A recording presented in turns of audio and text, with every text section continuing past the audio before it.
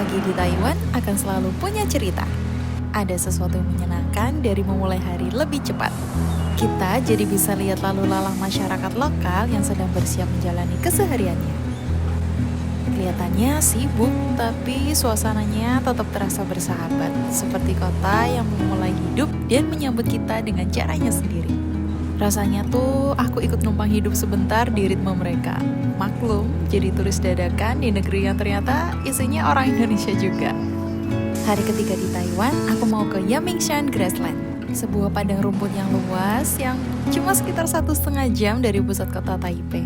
Karena shuttle bus kedua datangnya cuma tiap 30 menit dan tiap busnya tuh datangnya selalu penuh, jadi aku di sini punya waktu buat jalan santai di sekitar halte.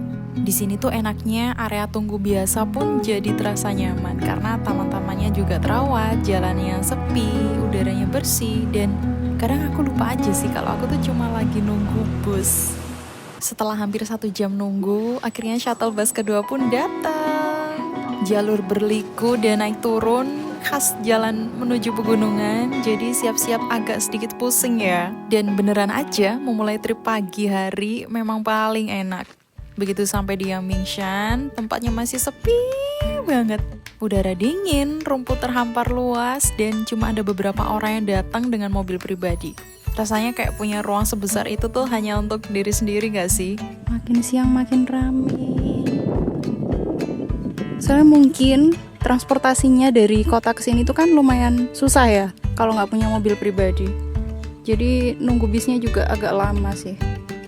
Dan jujur, ini tuh part paling aku suka selama perjalanan karena ada rasa menunggu, ada berpindah, dan melihat kota berubah perlahan jadi pegunungan. Ada yang tipe kayak aku juga gak sih? Yang dicari selama perjalanannya tuh ya proses buat sampai ke tujuannya. Bahkan menurutku prosesnya tuh jauh lebih menyenangkan daripada ketika kita udah nyampe ke tujuan lalu harus pulang karena ngelanjutin destinasi selanjutnya. Susu coklat. Taiwan tuh sekarang panasnya lagi 30-35 derajat.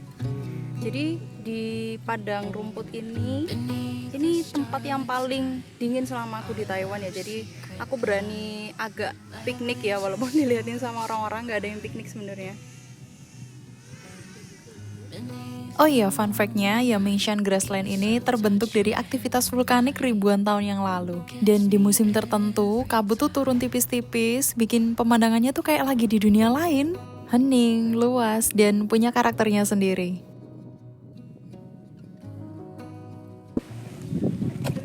Aku kemarin beli ini di Sevel, beli salad sih.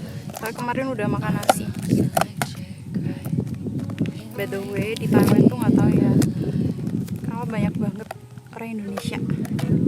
Terus waktu di bandara juga ketemu sama orang Indonesia, dia S3. Ya bet, ya ini sih.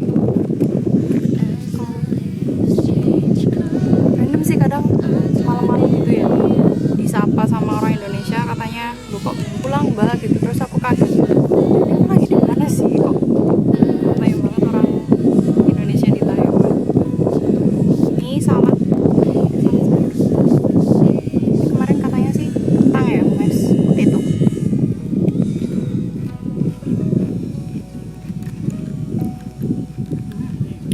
Oke, enak. Situation kalau lagi ngonten kadang barang-barang yang dibawa itu random deh. Kemarin tuh aku gunting kain di rumah, kepikiran buat kayak gelar ini sih, kain piknik itu, karena tempatnya juga mendukung banget. Setelah cukup menghangat alias kepanasan di atas padang rumput Yamingshan, aku mutusin buat balik lagi ke kota. Udara gunungnya sih enak ya, tapi anginnya lumayan kenceng juga, jadi waktunya turun pelan menuju kehidupan kota yang lebih ramai.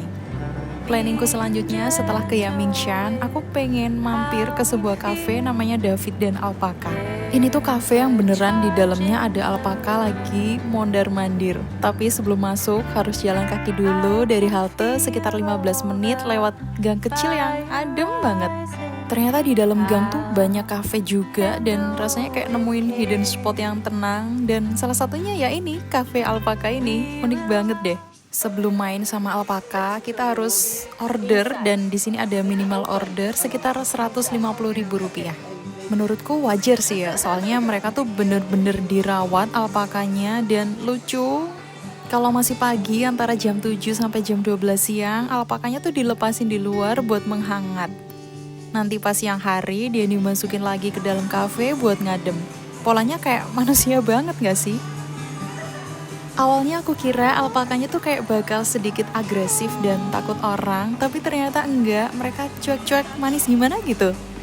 Dan lucunya mereka tuh juga clingy banget, tiba-tiba ndusel dan kadang lewat di samping kita, kadang pengen tiba-tiba berdiri aja, gemes banget deh.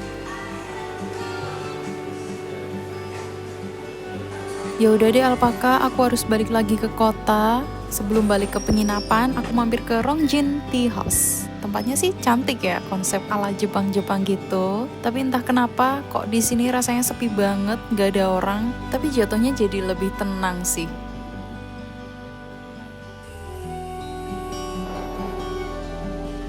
Gak jauh dari situ, aku lanjut lagi jalan ke Yongkang Street.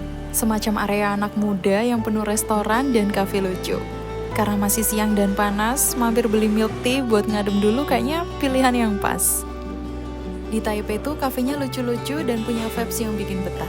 Anak mudanya banyak yang laptopan, kadang banyak turis juga. Kayaknya emang budaya work from cafe di sini udah jadi hal yang biasa. Seharian main dari ujung gunung sampai balik ke kota, seru banget. Satu hal seru lagi tuh kalau pas lagi naik transportasi umum di negara maju, nyaman banget.